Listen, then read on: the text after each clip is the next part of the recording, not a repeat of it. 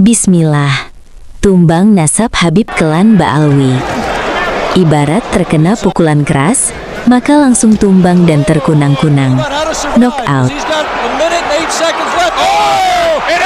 Ketika membicarakan tentang tes DNA Nabi Muhammad SAW, Habib Rizik Syihab dengan menggebu-gebu menekankan pentingnya keberadaan potongan rambut Nabi Muhammad SAW yang saat ini masih tersimpan di beberapa tempat di dunia, di kota suci Mekah misalnya. Ada helai rambut Nabi Muhammad peninggalan dari Perang Uhud yang tersimpan di dalam sebuah tabung. Yang paling terkenal adalah peninggalan helai rambut Nabi Muhammad di dalam Museum Topkapi Turki. Bahkan di sana masih tersimpan potongan helai-helai rambut dari janggut baginda Nabi Muhammad SAW. Rizik Syihab menyebutkan, secara ilmiah, keberadaan peninggalan rambut ini merupakan hal yang sangat penting. Sebab apabila ada orang mengatakan bahwa Nabi Muhammad itu hanyalah hurafat, dongeng, atau cerita fiksi, maka dengan adanya rambut ini dapat dibuktikan gen atau DNA-nya. Bahkan tegas Rizik Syihab, ini juga dapat menjadi bukti bahwa setiap keturunan Nabi Muhammad yang ada saat ini, pasti ada kesamaan unsur DNA-nya dengan DNA Nabi besar Muhammad SAW. Jadi kalau ada Habib palsu, bisa dibuktikan DNA Nabi kemana, DNA dia kemana. Demikian Rizik menyimpulkan. Jejak digital berupa video Rizik Syihab tersebut tentu bisa dengan mudah dapat kita ketemukan di dalam jejaring media sosial. Salah satunya adalah YouTube. Tentu saja, Rizik Syihab menyatakan statementnya tentang peninggalan rambut Nabi tersebut dengan DNA Nabi adalah jauh sebelum munculnya diskursus tentang nasab yang dipicu oleh tesis Kiai Haji Imaduddin Utsman Al-Bantani. Ketika kini Rizik Syihab berusaha menafikan tes DNA untuk menguji kesahihan nasabnya, maka jangan salahkan masyarakat jika kemudian dengan beramai-ramai mereka menghujat Rizik sebagai seorang yang tidak konsisten, pembohong, penjilat ludah sendiri, atau bahkan ada yang menghujatnya sebagai munafik. Sebagai seorang pemegang gelar doktor, masyarakat tentu akan sulit mempercayai bahwa Rizik tidak mengetahui betapa pentingnya tes DNA tersebut sebagai suatu cara ilmiah untuk membuktikan ketersambungan nasab seseorang. Tes DNA merupakan suatu ilmu yang sulit diingkari kebenarannya. Pertanyaannya, mengapa Rizik Syihab seolah merasa takut dengan tes DNA? Bahkan dia menyatakan bahwa tes DNA ini adalah haram menurut Qaedah ilmu fikir. Sikap Rizik ini seolah-olah mengkonfirmasi bahwa dia memang menyembunyikan sesuatu. Soal DNA Ba'alawi Yaman yang selama ini disebut-sebut berhaplogrup G, tentu tidak terbatahkan lagi. Awalnya isu ini masih simpang siur. Namun begitu viralnya hasil tes DNA Habib asli Indonesia atas nama Habib Agus Abu Bakar Asy'al Al-Habsyi, maka semakin menguatkan bahwa memang para Habib itu bukanlah keturunan atau zuriyah Nabi Muhammad SAW. Seperti berita yang sudah diketahui masyarakat luas secara umum, bahwa haplogrup G itu menandakan sebagai keturunan Yahudi. Di balik ribut-ribut soal tes DNA Habib Ba'alawi Yaman ini, sesungguhnya ada satu pertanyaan yang sangat mendasar, yaitu apakah sudah pernah dilakukan tes DNA Nabi Muhammad melalui peninggalan helai rambutnya? Jawabannya adalah sungguh belum pernah ada.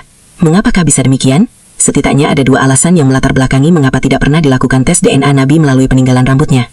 Alasan pertama, tindakan ini dianggap tidak menghormati Nabi Muhammad SAW, meskipun helai rambutnya. Namun demikian, mari sekejap kita flashback. Ketika terjadinya ribut-ribut tentang tes DNA Nabi ini, maka ketika itu, Bahar bin Smith dengan lantang berteriak, apakah kita harus membongkar kuburan Nabi untuk mengambil sampel DNA-nya? Omongan Bahar ini memicu reaksi umat secara luas dan menyebutnya sebagai Habib bodoh dan tidak memiliki etika.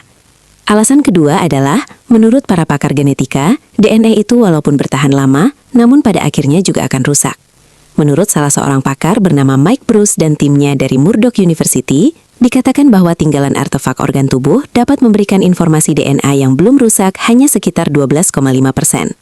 Dalam hitungan setelah 1,5 abad, walaupun rusak DNA-nya, bukan tidak mungkin untuk diverifikasi sebagai bukti. Ilmuwan telah berhasil menyusun kembali DNA mumi yang usianya jauh lebih lama. Namun hasil dari metode ini memang tidaklah maksimal, di samping juga berbiaya sangat mahal. Sedulur warganet, pertanyaan selanjutnya adalah bagaimana jalan ceritanya sehingga haplogrup juriyah Nabi Muhammad diketahui sebagai J1. Secara singkat, teorinya dapat dinarasikan sebagai berikut. Haplogrup J1 adalah tes DNA yang diturunkan secara paternal. Maksudnya adalah diturunkan oleh seorang ayah kepada anak laki-lakinya. Sejarah membuktikan bahwa seluruh putra Rasulullah SAW diwafatkan oleh Allah Subhanahu wa Ta'ala di kala mereka masih kecil atau masih bayi. Putra pertama Rasulullah dari istri pertamanya Khadijah yang bernama Qasim diwafatkan Allah dalam usia 2 tahun. Demikian pula dengan putra keduanya yang berasal dari Khadijah yang bernama Abdullah juga diwafatkan ketika masih kecil. Yang terakhir, Rasulullah juga pernah mendapatkan putra yang diberi nama Ibrahim dari istrinya Maria Al-Kibdiyah. Namun Ibrahim juga menyusul wafat seperti halnya dengan Abdullah dan Qasim dalam usia balita atau masih bayi. Adanya fakta sejarah ini juga menimbulkan suatu pertanyaan. Mengapakah Allah Subhanahu wa Ta'ala mewafatkan semua putra-putra Nabi dalam keadaan masih kecil, tidak membiarkannya tumbuh dewasa, menikah lalu mati, beranak pinak?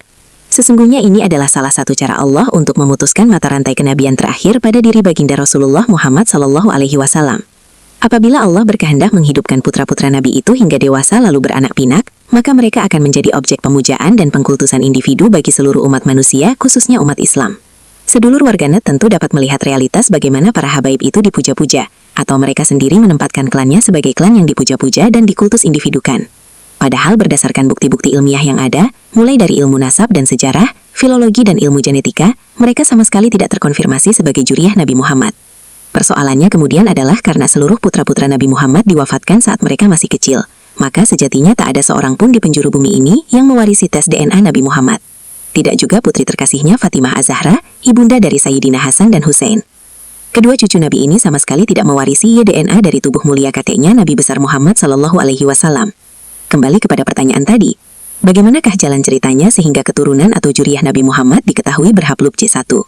Seperti diketahui, di samping sebagai seorang menantu Nabi, Ali juga merupakan sepupu dari Nabi, yang adalah anak dari kakak orang tua Nabi, Abdullah bin Abdul Muthalib. Sejarah mencatat, Abdul Muthalib ini adalah pimpinan keempat dari konfederasi suku Quraisy. Ayahnya adalah Hashim bin Abdu Manaf. Nenek moyang Bani Hashim yang sangat terpandang, sehingga menjadi salah satu marga dari suku Quraisy di Mekah. Kelompok gen berhaplogrup J1 inilah yang kemudian disebut sebagai Hashimid atau keturunan dari Bani Hashim. Jadi dengan demikian dapat disimpulkan bahwa haplogrup J1 ini bukanlah eksklusif milik baginda Nabi Muhammad SAW, melainkan milik dari Bani Hashim secara keseluruhan. Fakta yang mungkin terlupakan bahwa sejarah juga mencatat Abdul Muthalib ini memiliki seorang putra bernama Abu Lahab. Seperti diketahui, nama ini merupakan tokoh antagonis dalam sejarah Islam yang kemudian namanya juga diabadikan dalam Quran, yakni dalam surat Al-Lahab. Maka oleh karena itu, adalah tidak menutup kemungkinan apabila saat ini ada seorang berhaplogrup J1, mungkin dia adalah keturunan dari Abu Lahab, sesuai dengan teori ini. Apabila Abu Lahab di masa yang lalu menurunkan seorang anak, dan anak ini kemudian memiliki keturunan berkelanjutan hingga saat ini. Sebab seperti ditekankan di awal bahwa Y-DNA turun secara patrilineal, yakni melalui seorang anak kepada anak laki-lakinya. Forum DNA Arab dan Proyek DNA Arab melaporkan bahwa hasil tes dari dua orang yang berasal dari keluarga kerajaan Jordania positif berhaplogrup J1.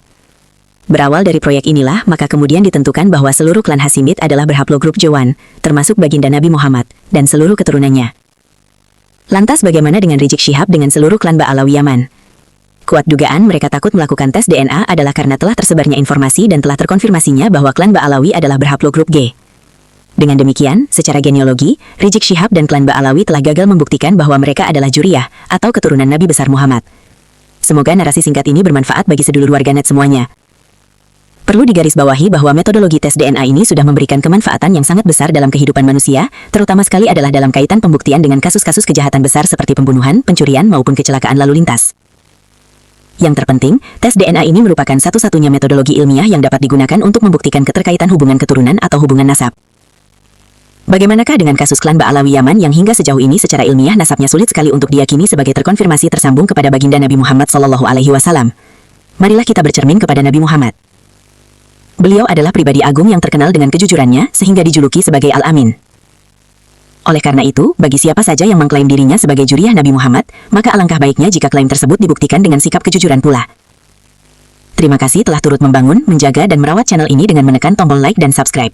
Sampai jumpa.